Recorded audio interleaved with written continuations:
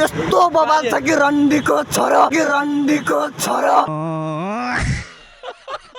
अपनी पैंट की जेब में हाथ डाल के एडजस्टमेंट करना बंद करो और शुरू करते हैं बिना किसी बकचोदी।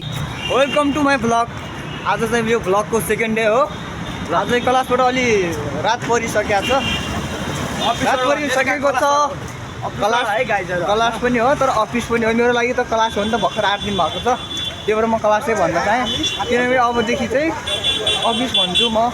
10 दिन 20 दिन 1 महिना भइसक्यो चाहिँ म अफिस भन्छु है गाइस। अहिलेको लागि चाहिँ मेरो क्लास हो त्यो। सिक्दैछु सिकाउँदै छैन नि त मैले। अब सिकाउँदैछु भने अब म अफिस भन्छु, किनकि म सिक्दैछु, म क्लास भन्छु गाइस।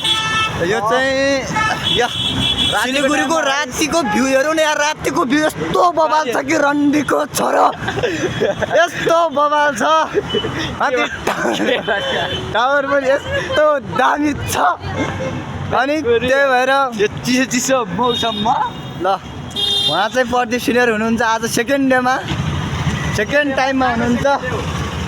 वाह क्या भ्यू देख्दा यार,